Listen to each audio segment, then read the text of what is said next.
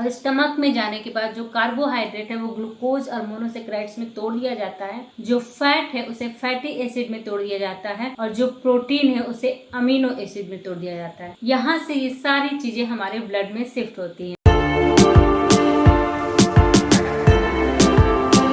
नमस्कार, मैं कुसुमलता, स्वागत है आप सभी का मेरे इस प्यारे से परिवार के लता कंसर्न में। आशा करती हूँ आप सभी स्वस्थ, सुखी और सुकून से अपनी लाइफ के प्रति पॉजिटिव हैं।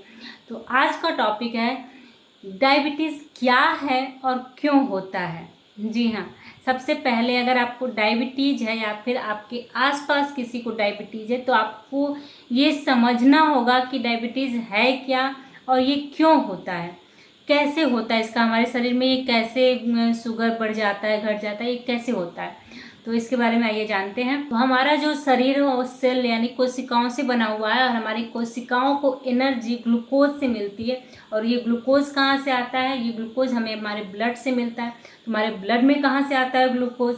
तो जो भी हम खाना खाते हैं जिसके अंदर कार्बोहाइड्रेट, प्रोटीन, फैट ये सभी होते हैं, तो ये सब हमारे पेट में जाते हैं और स्टमक में जाने के बाद जो कार्बोहाइड्रेट है वो ग्लूकोज और मोनोसेक्राइड्स में तोड़ दिया जाता है। जो फैट है उसे फैटी एसिड में तोड़ दिया जाता है और जो प्रोटीन है उसे अमीनो एसिड में तोड़ दिया जाता है। यहाँ से ये सारी चीजें हमारे ब्लड में शिफ्ट होती हैं और जैसे ही हमारे ब्लड में जाती है हमारे ब्लड के अंदर ग्लूकोज की मात्रा बढ़ जाती है। तो अब इस बढ़ी हुई मात्रा को कम कैसे किया जाए, ये कम कैसे होगी ये बढ़ी हुई मात्रा? तो जब इसका उपयोग होगा तब ये कम हो गया। तो इसका उपयोग कैसे होगा, कौन करेगा ग्लूकोज का यूटिलाइजेशन? तो आपकी ही सेल यूटिलाइज करेगी। तो क्या ग्लूकोज सीधे ही हमारे सेल में इंटर हो जाता है और क्या ग्लूकोज की मात्रा ब्लड में कम हो जाती है इससे?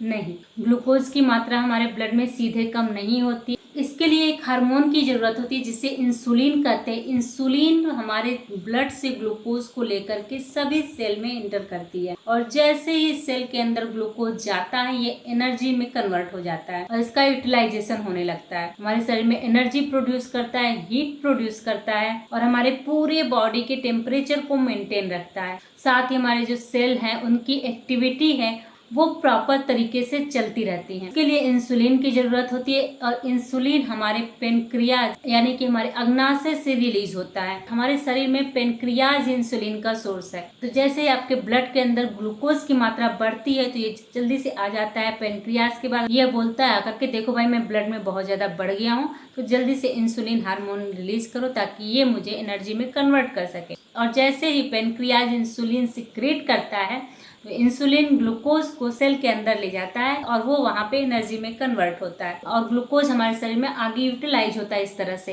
तो ये हमारी बॉडी का मैकेनिज्म है। जब भी हमारी बॉडी में ग्लूकोज, हमारे ब्लड में ग्लूकोज की मात्रा बढ़ती है, पेनक्रियाज एक हार्मोन रिलीज करते हैं जिसे इंसुलिन करते हैं। इंसुलिन उस ग्लूकोज को हमारी कोशिकाओं तक पहुँचाता है और कोशिकाओं में जाकर के वो हमारी एनर्जी प्रोड्यूस करता है, हीट प्रोड्यूस करता है, हमारे बॉडी के टेम्परेचर को मेंटेन रखता है और हमारी कोशिकाएं प्रॉपर तरीके से काम करती है। तो ये पूरे हमारी बॉडी का मैकेनिज्म है। इस तरह से हमारे बॉडी में ग्लूकोज और इंसुलिन ये सारी चीजें मैनेज होती हैं। ये एक नॉर्मल प्रोसेस है हमारी बॉडी का काम करने का। तो प्रॉब्लम कहाँ पे आई, आइए जानते हैं कि शुगर क्यों हो। अब जानते हैं कि शुगर के अंदर होता क्या है। तो हमारे खून में ग्लूकोज की मात्रा बढ़ गई और उस ग्लूकोज की मात्रा को कम करने के लिए हमें क्या चाहिए? इंसुलिन चाहिए। हमारे शरीर में ग्लूकोज की मात्रा बढ़ जाती है तो हमारे सेल के अंदर इंटर हो जाता है और ग्लूकोज की मात्रा मेंटेन रहती है, परंतु पर ये सेल के अंदर इंटर नहीं हो पा रही है क्योंकि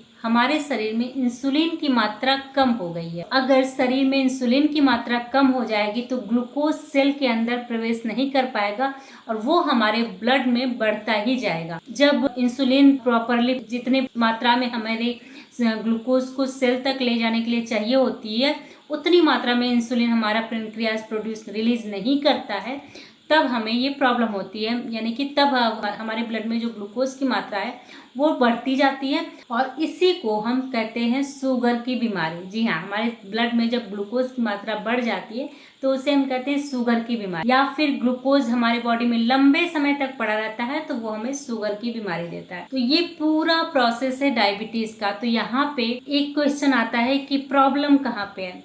पेनक्रियाज। जी हाँ, हमारे अग्नाशय में प्रॉब्लम है। यही मैं हमेशा कहती हूँ कि अगर आपका अग्नाशय, अगर आपका मेटाबॉलिज्म अच्छे से वर्क कर रहा है ना, तो आपको शुगर, थायराइड, कोई भी ये सब लाइफ स्टाइल डिसीज है, ये जो भी बीमारी आपको हुई है वो लाइफ स्टाइल आपकी ख़राब है उसकी वजह से। शुगर की बीमारी स्पेशली आपकी लाइफ स्टाइल ख़राब है उसकी वजह से होती है। तो अपनी लाइफ स्टाइल को अच्छे से ज़रूर सुधारिए। अगर आपको डायबिटीज़ है और शुरुआती है, अगर आपको डायबिटीज़ हो गया है, तो आप अगर लाइफ स्टाइल में चेंज करेंगे अपने ना, तो बहुत ही जल्दी आपको रिजल्ट मिलेगा। और अगर आपका शुगर बहुत ज़्यादा दिन का है तो रिजल्ट थोड़ा लेट आएगा, परंतु आएगा ज़रूर। अगर आप अपनी लाइफ स्टाइल सुधारते हैं, अपना खान पान सुधारते हैं, तो बहुत ही अच्छे परिणाम आपको देखने को मिलते हैं। तो ये पूरा प्रोसेस मैंने समझाया कि शुगर होता क्यों है और इसका क्या प्रोसेस है।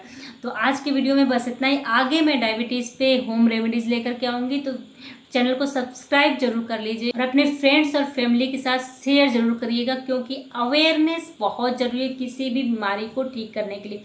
अगर आपको पता ही नहीं रहेगा कि आपकी बीमारी हुई क्यों है, किस तरह से आपके शरीर में ये बीमारी बढ़ रही है और किस तरह से कम हो सकती है, अगर आपको पता रहेगा तो आप अपने खान पान पे कंट्रोल करके बीमारियों को पूरी तरह से जड़ से ठीक कर सकते हैं।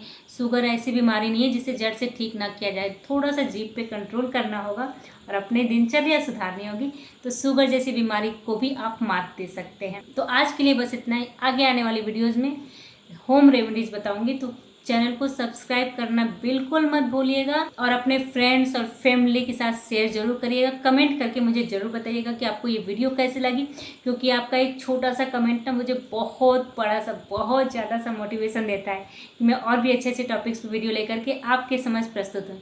तब तक के लिए धन्यवाद।